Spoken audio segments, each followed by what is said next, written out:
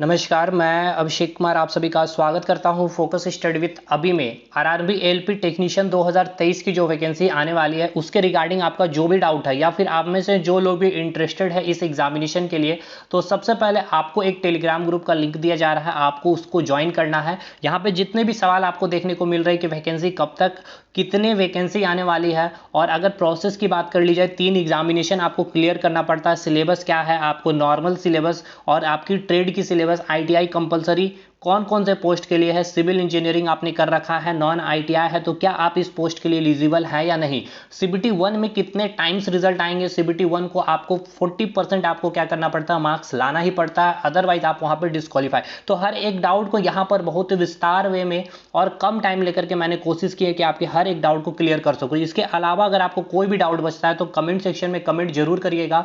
दूसरी चीज, आप टेलीग्राम ग्रुप में भी आप हमसे सवाल कर सकते हैं, उस ग्रुप में आप मैसेज कर सकते हैं। हर एक सवाल का मैं यहाँ पर आपको कोशिश किया हूँ कि आपका डाउट क्लियर कर सकूँ, तो आप ग्रुप को भी जरूर से जरूर ज्वाइन कर लीजिएगा। चलिए पहली बात करते हैं कि वैकेंसी कब तक। अच्छा, सबसे पहला ये डाउट आपको आ रहा हो कि क्या आप इस वीडियो को जो देख रहे हैं, जो वीडियो को बनाने वाला बंदा है, क्या वाकई सक्षम है इस पोस्ट के लिए। आपको जो भी बातें बताया, देखिए जो 2018 में जो वैकेंसी आई थी एलपी टेक्नीशियन, हालांकि मैंने तो पूरा बेसिक इंजीनियरिंग साइंस की क्लासेस मैंने यूट्यूब पर कराया था, आप जाकर के देख सकते हैं। एज ए प्रूफ यूट्यूब पर पड़ा हुआ है, ओपन प्लेटफॉर्म में, कुछ भी हाइड नहीं है, और वो फ्री ऑफ कॉस्ट था और काफ़ी अच्छा आपका सपोर्ट मिला था और आपको काफ़ी फायदा हुआ था। हालांकि साइंस इंजीनियरिंग ड्राइंग से जो क्वेश्चन आया था वो काफ़ी कम आया था, बट मैंने साइंस को काफ़ी अच्छा से कवर करवाया था। दूसरी चीज़, पिछले बार मैंने बताया नहीं था कि मैंने भी एलपी टेक्नीशियन का पेपर दिया था, और आपको में से जो लोग को भी डाउट होगा मैं अपना रिजल्ट टेलीग्राम ग्रुप में सेंड कर दूंगा, वहां से भी आप देख सकते हैं कि क्या मैं क्वालिफाई किया था। इसलिए बिल्कुल निश्चित होकर के आप इस वीडियो को देखें और एकदम सही गाइडेंस की तरह और हर एक चीज को मैं प्रॉपर वे में, प्रैक्टिकल वे में, एनालिसिस की तरह मैं हर एक चीज को यहाँ पे बताने की कोशिश किया हूँ। और ये वीडियो बहुत ही बेसिक है ताकि आपकी चीजें क्लियर हो सके यहाँ पे। और सबसे पहला तो आपका जो सवाल है कि वैकेंसी कब तक आएगी और कितनी नंबर ऑफ वैकेंसी आ सकती है, तो देखिए सबसे पहले यहाँ पर बात कर ली जो वैकेंसी की, तो अभी जो प्रोसेस है एनटीपीसी ग्रुप डी जब तक क्लियर ना हो जाए, इसीलिए क्लियर ना हो जाए तो आपको पता है कि मार्च अप्रैल तक जो रखा गया है डॉक्यूमेंट वेरिफिकेशन वगैरह सारा प्रोसेस, इसीलिए आप यहाँ मान के चलिए कि अप्रैल तक आपकी जो है वैकेंसी अनाउंस कर दी जाएगी 2023 में। नंबर ऑफ वैकेंसी की बात कर ली जाए तो देखिए अभी एग्जैक्ट वैकेंसी तो कोई नहीं, बट 40,000 प्लस आपकी वैकेंसी होगी एलपी टेक्नीशियन की। ठीक है, एलपी प्लस टेक्नीशियन की जो वैकेंसी, नंबर ऑफ वैकेंसी की बात कर ली जाए 40,000 प्लस होने वाली है। तो पहला सवाल क्लियर है। प्रोसेस की बात कर ली जाए तो यहाँ पर आपको जो है 3 प्रोसेस से आपको गुजरना पड़ता है, 3 एग्जामिनेशन होती है। बट एक चीज याद रखिए, 3 एग्जामिनेशन उनको जिनको एलपी का पेपर देना है। अभी हम आएंगे कि कौन एलपी के लिए एलिजिबल, हर एक डाउट को यहाँ पर ध्यान से सुनिए, बस आराम से देखिए। सबसे पहले आपका पेपर होगा सीबीटी 1 का, सेकंड आपका पेपर होता है सीबीटी 2, और फिर आपका पेपर होता है साइको का। ठीक है, ये केवल और केवल एलपी वाले आपको देते हैं, लेकिन सीबीटी 2 में ध्यान रखिएगा 2 पेपर होता है, पार्ट ए रखा जाता है और पार्ट बी इसमें कहते हैं।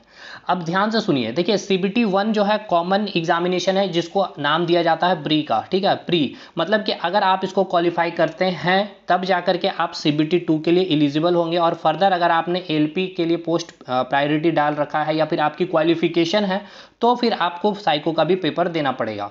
ये क्लियर है। तो मतलब सीबीटी 1 आपको सभी के लिए कॉमन है। अगर आपको सीबीटी 1 अगर आप क्लियर नहीं करते हैं तो आपकी आगे की प्रोसेस सारी की सारी खत्म। तो चलिए बात कर लेते हैं सीबीटी 1 की। सबसे पहले हम देखिए सीबीटी 1 की अगर हम बात कर लेते हैं तो देखिए नंबर ऑफ क्वेश्चन आपका जो यहाँ पर पूछा जाता है 75 क्वेश्चन पूछे जाते हैं, जिसके लिए आपको 60 मिनट का टाइम दिया जाता है। 1/3 नेगेटिव मार्किंग्स होता है और 1 मार्क्स का क्वेश्चन होता है। ठीक है, सेकंड चीज यहाँ पर आपको जो होता है ये जो सीबीटी 1 है, जो देखिए सीबीटी 1 से आपका कोई मेरिट वगैरह नहीं बनने वाला, ये आपका क्वालिफाइंग नेचर का होता है। अब आपके मन में होगा कि 75 क्वेश्चन में कितना परसेंटेज आपको लाना है।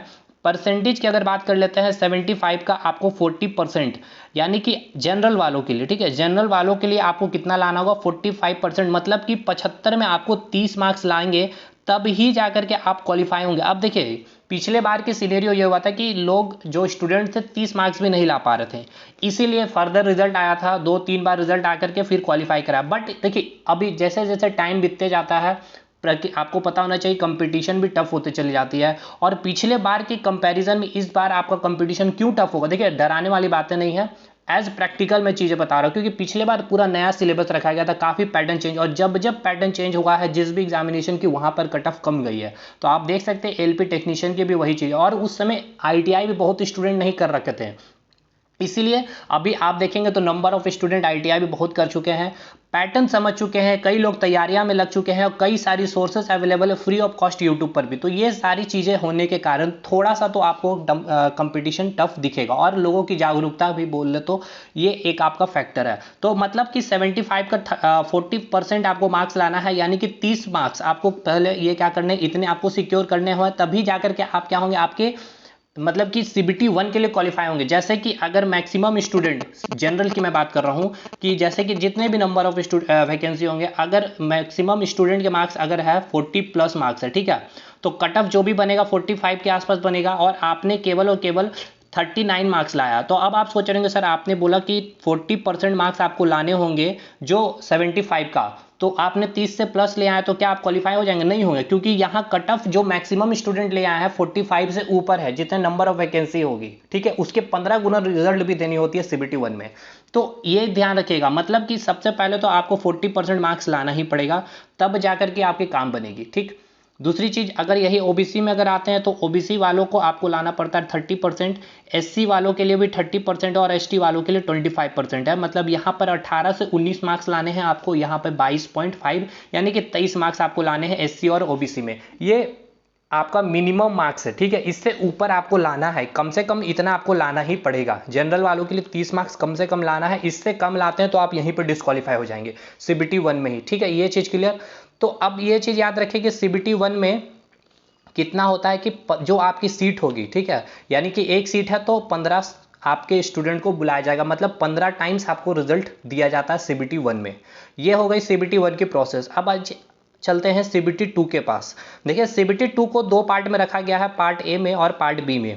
पार्ट बी जो है प्योर का प्योर आपके ट्रेड बेसिस होते हैं, जो आपका ट्रेड होगा, आपने आईटीआई लिया है, फिटर लिया है, इलेक्ट्रीशियन लिया है, वायरमैन लिया है, वेल्डर लिया, जो भी लिया है, उससे आपके नंबर ऑफ क्वेश्चन पूछे जाते हैं 75। अब आपने अगर बीटेक कर रखा है, डिप्लोमा कर रखा है, तो आपने देखिए अगर डिप्लोमा कर रखा है, सॉरी, या फिर बीटेक कर रखा है, अगर आपने मैकेनिकल से कर रखा है तो आप फिटर भी ले सकते हो, ठीक है, डीजल मैकेनिक्स भी ले सकते हो, तो आपको वहां से सवाल पूछा जाएगा। तो अभी आप मैं कोशिश करूंगा, अगर आपको और भी डाउट हो रहा होगा तो मैं नेक्स्ट वीडियो में बताऊंगा कि आप कौन कौन से सिलेबस को चूज कर सकते हैं, मैकेनिकल वाले हैं तो आपको क्या क्या पढ़ना पड़ता है, ठीक है। तो कमेंट में जरूर कमेंट करिएगा, क्योंकि वीडियो काफी लंबा हो जाएगा ये वाली, मैं नहीं चाहता हूं कि अधिक लंबा करूं इस वीडियो को। दूसरी बात, उसी प्रकार इलेक्ट्रिकल वाले आप इलेक्ट्रॉनिक्स को पढ़ सकते हैं, ठीक है। तो ये आपका टोटल नंबर ऑफ क्वेश्चन कितना बनेगा, पार्ट बी में 75 क्वेश्चन बनेगा। इसके लिए आपको जो टाइम दिया जाता है, देखिए 75 क्वेश्चन के लिए आपको जो टाइम मिलता है 60 मिनट, 1 घंटे का टाइम मिलता है, और ये पूरा का पूरा आपका क्वालिफाइंग नेचर का होता है। क्वालिफाइंग मतलब यहाँ पर आपको केवल क्वालिफाई करना है, ये नंबर आपका मेरिट में नहीं जुड़ता है। मेरिट जो बनाता है आपका पार्ट ए बनाता है। अब यहाँ पर आपको कितने मार्क्स लाने हैं, तो पार्ट बी में 75 क्वेश्चन का 35% मार्क्स आपको लाना है। मतलब कि सीबीटी 2 में आपने ए पेपर देना है आपको, और पार्ट बी पेपर देना है, जिसमें आपके नंबर ऑफ टोटल क्वेश्चन कितने आने वाले हैं, ट्रेड से 75 क्वेश्चन, और इसमें आपको कितना मार्क्स लाना है, यानी कि 35% मार्क्स आपको लाने हैं, ठीक है। तो 75 का 35% कर लें तो 26 या 27 मार्क्स ऐसा ही होगा। तो आपको इतने नंबर ऑफ क्वेश्चन सही करने होंगे, तब जाकर के ही आपका पार्ट ए आपका पेपर चेक होगा। अदरवाइज, क्योंकि पिछले बार क्या हुआ था कि मैक्सिमम स्टूडेंट 35% स्कोर नहीं कर पाए थे आईटीआई में होने के बाद भी, और जिसके कारण इनका यहीं पर ये डिस्क्वालीफाई हो गया। तो इसलिए याद रखिएगा, ट्रेड बहुत जरूरी है, आपको 35% मार्क्स लाना, और इतना भी टफ नहीं है। देखिए बहुत भी टफ नहीं है 35% स्कोर करना, अगर आप पूरा सिलेबस के पीछे चले जाएंगे ट्रेड में कि पूरा सिलेबस कवर कर लें, क्योंकि देखिए टेक्निकल की जो सिलेबस काफी वास्ट होती है, और पूरा सिलेबस कंप्लीट करके आप कभी भी कोई भी टेक्निकल पेपर को आप सिक्योर नहीं कर सकते। इसलिए टारगेट रखिए वो हर एक टॉपिक जो काफ़ी ज़्यादा मतलब डिमांडिंग होते हैं एग्जामिनर के लिए, और कुछ कंसेप्चुअल क्वेश्चन आपको अच्छे से यहाँ पर कंसेप्ट क्लैरिटी के साथ आपको पढ़ना होगा। ये टेक्निकल कोई भी रट्टाफिकेशन यहाँ पर काम नहीं आने वाला। मतलब कि 75 में आपको 27 या 28, मतलब कि आपको टारगेट होना चाहिए 30 क्वेश्चन हमें कैसे भी सही करने हैं, मतलब अटेम्प्ट नहीं सही करने हैं, तब ही जाकर आपकी बात बनेगी पार्ट ए के लिए। अब हम आते हैं पार्ट ए की बात करते हैं। तो पार्ट ए आपका टोटल 100 क्वेश्चन का पेपर होता है, जिसमें आपको 90 मिनट का टाइम दिया जाता है, और फाइनली इसका सिलेबस सेम वही है, मैथ्स है, रीजनिंग है, करंट अफेयर है और यहाँ पर आपको साइंस मिलेगा, लेकिन यहाँ साइंस ना मिल करके आपको देखने को मिलेगा बेसिक साइंस, ठीक है, बेसिक साइंस मिलेगा और प्लस इंजीनियरिंग ड्राइंग, ठीक है, प्लस इंजीनियरिंग ड्राइंग भी मिलेगा। और यहाँ पर आपको जनरल अवेयरनेस, यानी कि एक बार मैं अच्छे से लिख दूं यहाँ पर, यानी कि पहला सेक्शन मैथ्स हो गया, रीजनिंग हो गया, basic science plus engineering drawing, और उसके बाद आपका current affair plus general awareness. देखिए यहाँ से आपका 25-25 क्वेश्चन रहते हैं, लेकिन यहाँ से अगर बात कर ले तो आपके नंबर ऑफ क्वेश्चन 40 रहते हैं। तो आप देख लीजिए 25-25, 50, 40, 90, और यहाँ से आपके 10 क्वेश्चन ही केवल रहते हैं। तो फोकस देखिए आपको कहाँ पर करना है। सबसे पहले देखिए मैथ्स रीजनिंग जो नए स्टूडेंट है उनको करना ही पड़ेगा, जो काफ़ी दिनों से कर रहे हैं ये आपका अच्छा है। लेकिन ये देखिए फिर से जैसे कि आपने देखा ग्रुप डी 4 साल के बाद पेपर होने के बाद भी आपको रुलवा दिया साइंस ने, क्योंकि देखिए एग्जामिनेशन जो एग्जामिनर जो होते हैं वो आपसे एक कदम ऊपर चल के सोचते हैं। कितना भी टीचर कह ले कि मैं उनका 2 लेवल तक इससे हाई पूछेगा ही नहीं एग्जामिनर, क्योंकि आपको नहीं पता ना, टीचर को पता नहीं कि वो किस सब्जेक्ट पे फोकस करके ऊपर चला जाए। हमें हर सब्जेक्ट को ऊपर करके फोकस करना पड़ेगा। इसीलिए ध्यान रखिएगा, पिछले बार क्या हुआ था, इंजीनियरिंग ड्राइंग काफ़ी ज़्यादा फोकस किया गया था हर एक टीचर के द्वारा, स्टूडेंट के द्वारा, और केवल यहाँ से जो अनुमान लगाया था कि 10 से 15 क्वेश्चन पूछे जाएंगे, बट मिनिमम 3 से 4 क्वेश्चन ही हर शिफ्ट में देखने को मिले थे। तो ये भी आपको ध्यान रखना है। लेकिन देखिए अब ऐसा नहीं है पिछले बार कम तो इस बार भी कम पूछेगा, बिल्कुल नहीं। दूसरी बात, साइंस का बहुत, अब मतलब ये एलपी टेक्नीशियन का पेपर मतलब प्योर टेक्निकल पेपर है, यहाँ पर साइंस की ही केवल बातें चलेगी आपको। तो साइंस बहुत अच्छा करना है आपको, देख लिया आपने ग्रुप डी के लिए। और ऐसा नहीं है कि आपको इसके लिए कोई पेड कोर्स, देखिए पेड कोर्स अगर लेना है तो केवल और केवल ट्रेड के लिए लीजिए। अब जहाँ से भी आपका मन होता है, जहाँ से भी दिल होता है, जिनकी भी चीज़ें पढ़नी हो आप वहाँ से पढ़िए। बट मैं नहीं कहूँगा कि साइंस मैथ्स रीजनिंग के लिए आपको पेड कोर्स की जरूरत है, पहली चीज़ है तो ये। तो आई होप आपका यहाँ पर ये पार्ट ए और पार्ट बी का आपका डाउट क्लियर हो गया। अच्छा एक चीज़ और ये यहाँ पर आप डाउट होता है आपका कि अगर आपने आईटीआई जो किया हुआ है, वो आपने आईटीआई, एक हमसे मैसेज भी, मेरे एक स्टूडेंट ने मुझसे पूछा था कि उनका एनसीबीटी ना होकर शायद एससीबीटी था, तो वो भी एलिजिबल है, ठीक है। ये आपका डाउट पहले आपका साफ होना चाहिए, क्लियर। अच्छा सिविल इंजीनियर अगर आपने किया है, मैकेनिकल बीटेक कर रखा है सिविल से, या फिर डिप्लोमा कर रखा है, ठीक है, बीटेक कर रखा है या डिप्लोमा, तो भाई आप इस फॉर्म के लिए एलिजिबल नहीं है, क्लियर कट है। एलपी के लिए आप एलिजिबल नहीं है। दूसरी बात, अगर आपने आईटीआई नहीं किया है, अगर आपने आईटीआई नहीं किया है तो आप केवल और केवल टेक्नीशियन के लिए आप 12th लेवल का जो टेक्नीशियन, इसमें ही आपकी आती है, सीट आती है, लेकिन बहुत नंबर ऑफ वैकेंसी बहुत अधिक नहीं होती। जहाँ पे अगर बात कर ली जाए 20,000 अगर टेक्नीशियन की रहेगी आईटीआई वालों को, तो यहाँ पर ऑलमोस्ट ज़्यादा से ज़्यादा 4 से 5,000 के लमसम वैकेंसी रहती है। मतलब कि पीसीएम वालों के लिए भी यहाँ पर अच्छी अपॉर्चुनिटी है। पिछले बार भी आपने देखा एसएनटी डिपार्टमेंट वगैरह में आपकी वैकेंसी रहती है और वो काफ़ी अच्छा पोस्ट होता है।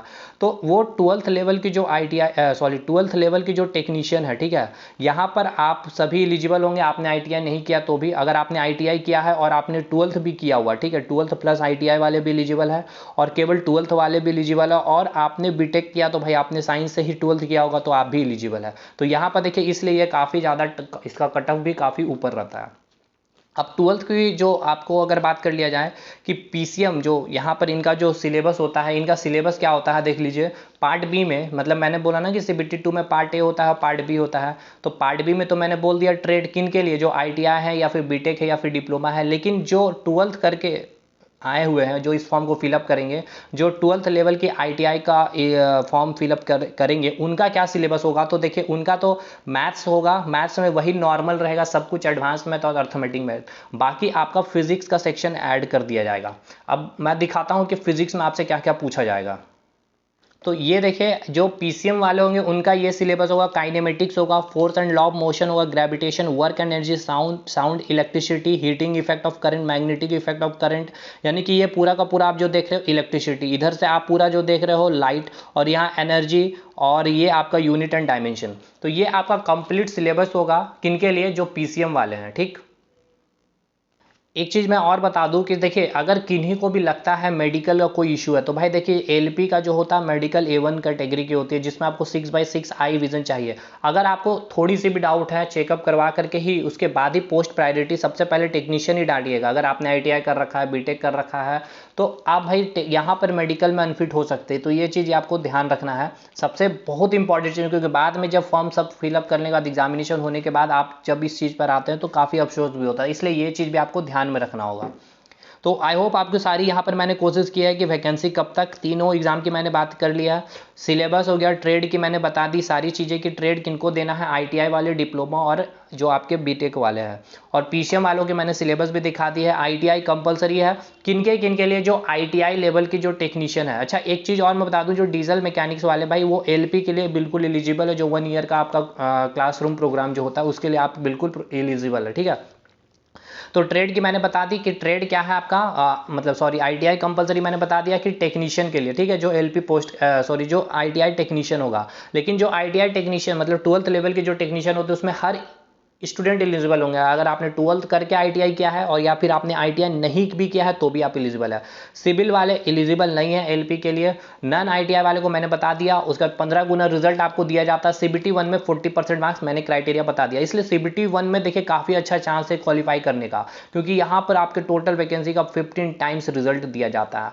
आई होप आपकी यहाँ पे सारी चीजें डाउट क्लियर। इसके अलावा आपको जो भी डाउट है या जो चीजें नहीं समझ में आई कमेंट सेक्शन में कमेंट कीजिए।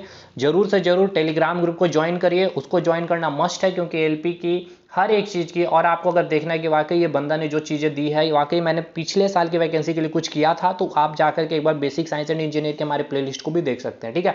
बाकी टेलीग्राम ग्रुप को ज्वाइन कर लीजिए, मैं हर एक चीज़ की अपडेट वहाँ देते रहूँगा। मिलेंगे अगले अपडेट में, आपकी जो भी डाउट होगी और जो भी आपके साइड से जो भी कमेंट की जाएगी मैं हर एक कमेंट का रिप्लाई भी करूँगा। चलिए मिलते हैं अगले वीडियो में, तब तक के लिए धन्यवाद।